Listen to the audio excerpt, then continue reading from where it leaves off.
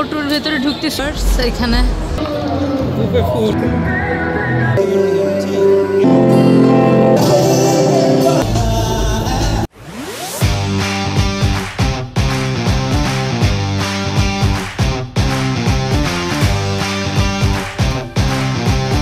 এই তো আমার রেডি হওয়া শেষ, এখন আমরা বের হবো। খুব বেশি সময় নেই আমাদের, আবার পাবলিক ট্রান্সপোর্টেশনে করে যাইতে হবে।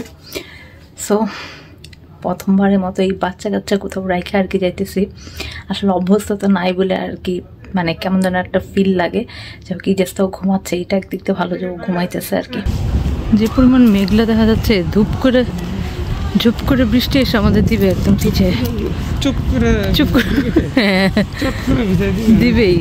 স্ট্রিট ফুড থেকে ওটুটা হচ্ছে খুবই কাছে, 3টা মাত্র স্টেশন পরে আমরা নর্থ গ্রিনউইচে চলে আসলাম। আমরা এসে পৌঁছালাম ওটুতে। এত মানুষ যাইতেছে যেহেতু অরিজিৎ সিং এর কনসার্ট, সো ইন্ডিয়ান পিপলে অনেক বেশি এখানে। তো পুরা একদম বলতে গেলে ঢল নামছে আর কি এখানে মানুষের যাওয়ার। আমরা এখন ঢুকবো কারণ 6টা থেকে হচ্ছে কনসার্ট। বাচ্চা কাচ্চা ছাড়া আমাদের কোথাও না বের হয়ে এমন অভ্যস্ততা যে আসলে আমাদের ভালো লাগে না, তাই না? তোমার কিরকম লাগতেছে একটু বলো। আমার আসলে মানে মিস করতেছি পোলাপান। হ্যাঁ, যত যাই বলো, কেন যেন পোলাপান ছাড়া কোথাও আসলে বের হওয়ার ভালো লাগে না। কি যে করবে এই যে আল্লাহ জানে, ঘুমাইতেছে। ওটু হচ্ছে ইউরোপের মধ্যে one of the largest concert complex, যেখানে সাধারণত কনসার্টই করা হয় এবং এই জায়গায় হচ্ছে মানুষের ক্যাপাসিটি হচ্ছে 20,000। এদের ভাইয়া যে কোম্পানিতে জব করে তার নাম হচ্ছে ওটু টেলিকম। তো আমি ভেবেছিলাম দা ওটু হচ্ছে সেই ওটু টেলিকমের হচ্ছে একটা প্রতিষ্ঠান, বাট আমি পরে স্টাডি করে দেখেছি যে এটা ভুল। কারণ এই ওটু এরিনাটা হচ্ছে একটা এন্টারটেনমেন্ট গ্রুপের, এটা হচ্ছে ওটু টেলিকম হচ্ছে এটার মালিক না, বাট ওটু টেলিকম হচ্ছে তাদের নামটা ইউজ করার জন্য তারা হচ্ছে লাইসেন্সটা আর কি কিনেছে এই এন্টারটেনমেন্ট গ্রুপ থেকে আর কি।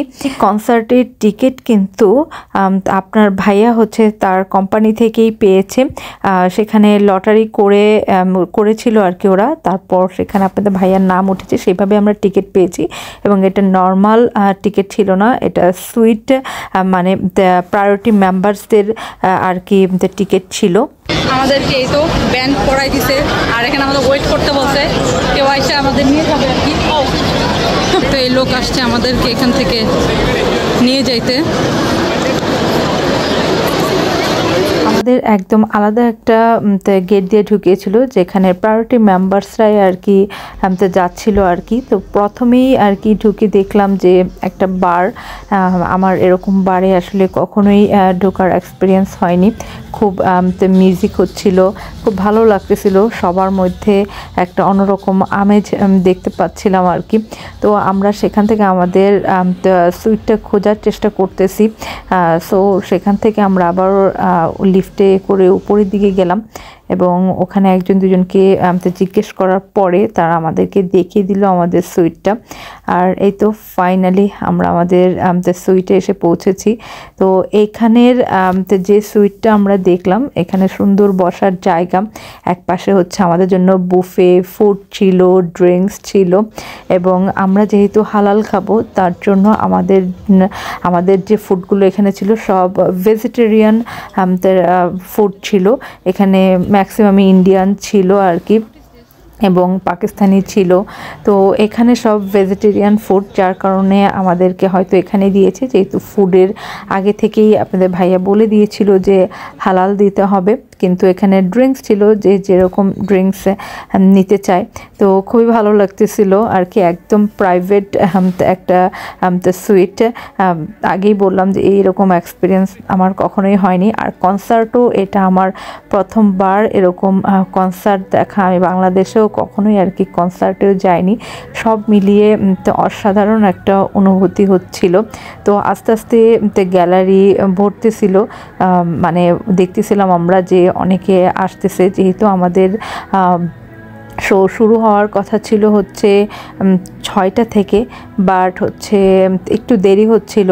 তখন আমরা ডিনার আমরা করিনি, অনেকে যারা আগে এসেছে তারা অলরেডি ডিনার আর কি করে ফেলতেছিল। কিন্তু কনসার্টটা শুরু হয়েছিল প্রায় 1 ঘন্টা লেট করে, যেটা কিছুটা আমাকে বিরক্ত করেছিল আর কি।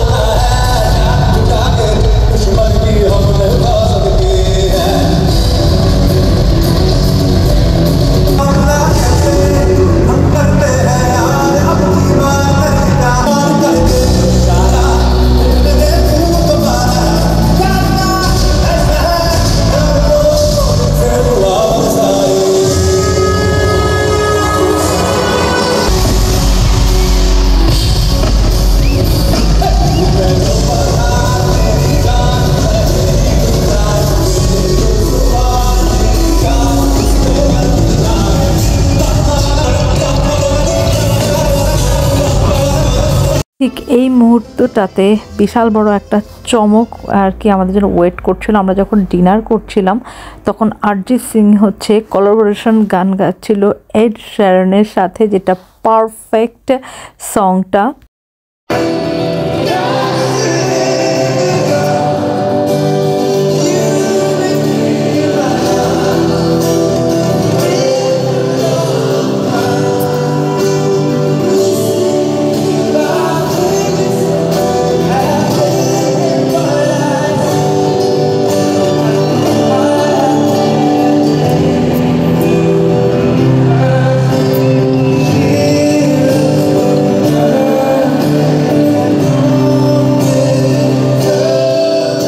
অরিজিৎ সিং এবং এড শিরানের কোলাবোরেশনটা আমরা একদম লাস্ট মোমেন্টটুকু পেয়েছিলাম।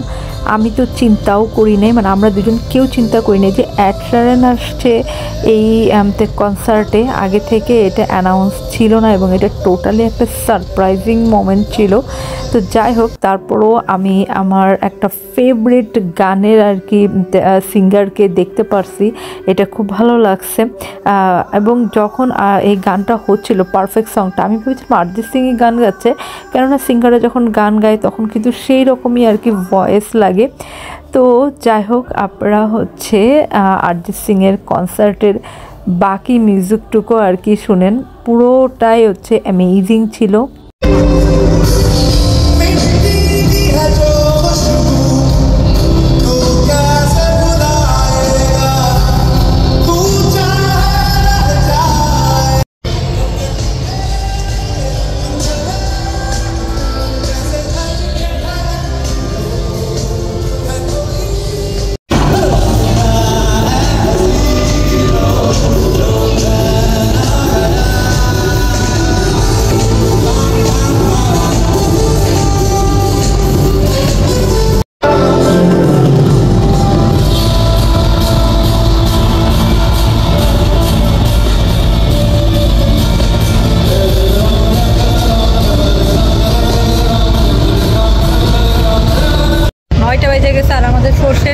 আগেই বের হইতে হইতেছে, কারণ আমরা আবার এখন যাব হচ্ছে পোর্টসমাউথ নাকি। তো আর কি করার, বাচ্চাদের আবার নিতে হবে, তারপর আবার আমাদের ট্রেনের উদ্দেশ্যে আবার রওনা দিতে হবে। তো আমাদের শর্ট শেষ না করেই চলে যাচ্ছে, but it was too much fantastic. মনে হয় আমাদের জীবনের মনে হয় প্রথমই হবে যে বাচ্চা কাচ্চা রাইখে এরকম একটা নাইট লাইফ নাকি। কারণ কোনোদিনও আমাদের কপাল হয়নি আর কি যে নাইটে কোথাও বেরোবো এভাবে বাচ্চা কাচ্চা কোথাও রাইখে। তো বিগ একটা থ্যাঙ্কস আতিককে দেওয়াই যায় না এটার জন্য। ব্লগটা এখানেই শেষ করছি। যদি ভালো লেগে থাকে অবশ্যই লাইক কমেন্ট করবেন এবং আমাদের সাথে কানেকশন বজায় রাখতে চাইলে আমাদের চ্যানেল আর পেজে থাকবেন। আজকের মতো সবার কাছে বিদায় নিচ্ছি। সবাই ভালো থাকবেন, সুস্থ থাকবেন। আল্লাহ হাফেজ, বাই বাই।